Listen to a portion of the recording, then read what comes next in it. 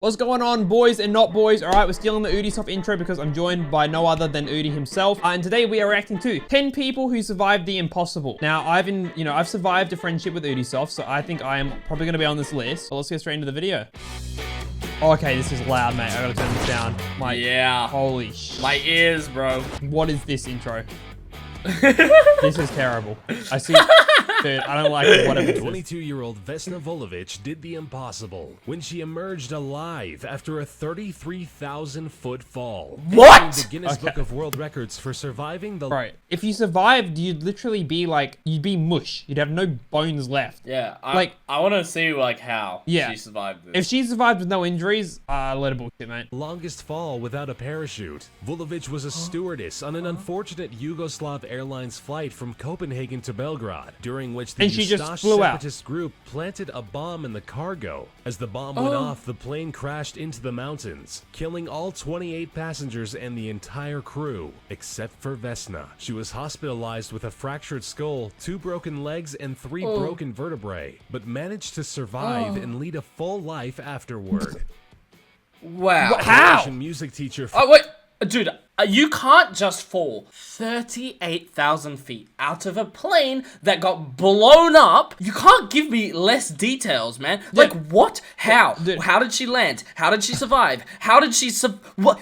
I have so many questions. Like, how did this happen? Yeah, how did the explosion not kill her, okay? How did the fall not kill her? How did she recover after with a broken vertebrae? I need to know. Where's the interview with this lady? Where is she? I don't believe it, all right? This is some hoax by the government, okay? This is a load of shit. We've got Frane Selak here. What's he gonna do? Frane Selak has had more than a few meetings with death and survived all of them. Reaching the age of 85 was not a smooth ride for Selak. At the age of 33, a train Selak was on flew off the tracks into an icy river, killing 17 passengers, but not him. With a broken arm, Selak survived this close call, only to find himself in a plane 1 year later flying across Croatia. A door on the plane was blown away, and Selak was blown out of the plane with it. Believe it or not, he survived by landing on a haystack. Dude, what? How?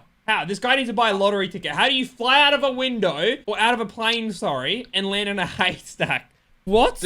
By the way, my family has a cattle farm, a cow farm, okay? Yeah. And the cows have to eat hay. Hay is not as soft as you think, okay? Hay, like, It's compacted, right? It's like compacted hay, that's why. It's compacted, and hay is really sharp. Like, if he fell on a hay bale, his arms shredded. Like, his whole body would turn into, like, minced meat. That would really, really, really hurt. All right, if it's between landing on hay bales or concrete, I'm taking the hay bales, all right? Like, okay. Like, I'd rather the cuts and everything else and the like, bit of pain than landing on concrete and dying. He was on a bus, which plunged into the river and killed 4 people. What? But, of course, not him. How is he taking public transport after nearly dying on a plane and a train? Stop it. Get a car, mate, please. What are you doing? If it tells me that he has a car crash or something, I've had enough. At 41, the fuel tank in his car exploded. Oh, okay, lovely. He managed Awesome. to react in time and escape certain death. Again, the same incident unbelievably repeated itself just 3 years later. 20 years after that, Selak survived one more car explosion. Okay. So you're trying to tell me this guy took public transport, his plane crashed, his train crashed, and then a bus crashed, and he's like, you know what, I'm finally gonna get my license, and then his car blew up 3 times. That's so unreal, dude. Right, I don't even know. And people ask me why I sit inside all day. Yeah. I don't know, mate. I still reckon you should buy a lottery ticket with that hay bale luck. The odds of you falling out of a plane is so small, and then the odds of you falling out of a plane at the correct time to land on a hay bale is even smaller. Like, I don't know, dude. Maybe he's like unlucky but lucky, you know what I mean? All these things have happened, but he's lived. So is he unlucky or is he lucky? Who knows, mate? And another bus accident, only to win the lottery and become a millionaire in 2003. Dude, I called it. I knew it. I've never heard of someone more deserving to win the lottery. Literally, honestly. if anyone was meant to become a millionaire, it was him. Holy shit. Another bus crash too. Oh my god. He is truly the most lucky person of all time. Yeah, that's what I was just saying. Stella Maris College's old I don't know why I was waiting for him to be like, oh, and then he died a year later. Like, Yeah. something fun. I died 3 weeks later in a car You crash. get crushed by a UFO. Yeah, the aliens beamed them up to space. The Union team from Uruguay had a mountain peak named after them when they tragically crashed into it while flying to Chile to play a game. The Glacier of Tears killed 12 people, leaving the others roaming through the vicious Andes on a they eat each temperature other. I of think I've 30 heard of degrees this. below zero. Running out of the scarce food reserves they had, the survivors lost all hope when they heard via radio that the search for them had been called off. In the harsh conditions, they started dying off one by one, with the last ones standing eating their deceased friends. Yeah, in a I heard of desperate this. attempt to keep on living. Two of the bravest people managed to reach Chile on foot and inform the world that a group of 16 people were still out there, having survived an incredible 72 days.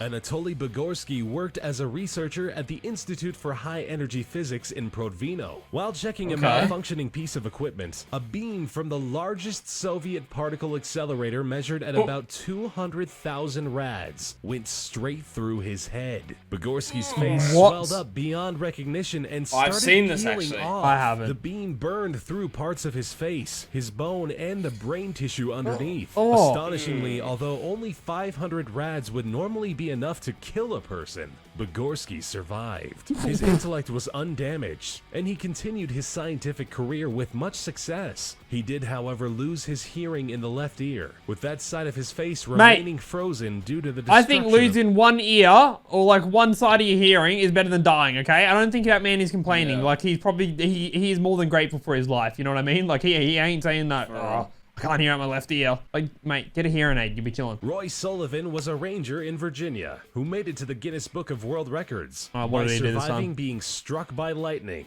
7 times. Oh! The strike did leave him scarred through. The lightning left him with minor injuries each time, such as the sick. loss of a toenail. He's got like a or lightning burning bolt off in his an back. eyebrow. But some of the I want a incidents had lightning more tattoo. serious consequences, such as setting his hair on fire, searing a shoulder, or leaving him with chest burns. Ironically, after a series of know your miraculous pain. survivals, Sullivan ended his life at the age of 71 by suicide, apparently out of reasons unrelated to his bad luck when it comes to storms. That's sad. Joe Simpson and Simon Yates dared to set on the mission of scaling the west peak of the Ciula This is gonna be me and Udi when we're 70. 20,814 feet high. The mountain is part of a mountain range in the Peruvian Andes. The ascent was made famous by Simpson's book Touching the Void, in which he describes the climbing and the falling. Simpson was wounded and fell 100 feet into an ice crevasse. He managed to survive and crawl back up to base camp. It took him 3 whole days.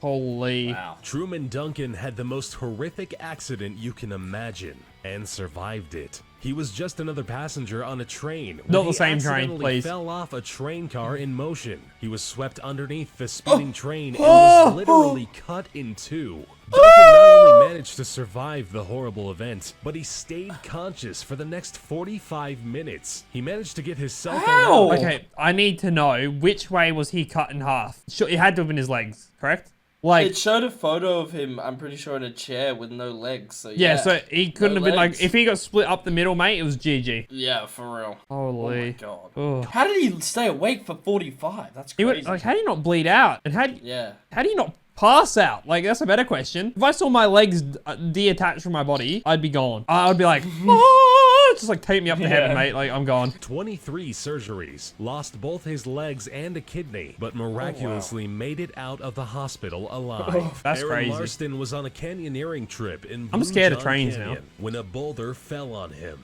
The boulder pinned his arm down, making it impossible I've for seen Ralston this. to move. Yeah, he tried this to is a lift and movie. break the boulder. Yeah, he but had to after cut his 5 arm off, days, right? he realized it was no use. Dehydrated and delirious, Ralston finally got the courage to amputate his own arm. He managed to snap his own bone and eventually cut his arm off entirely, finally freeing himself from the boulder.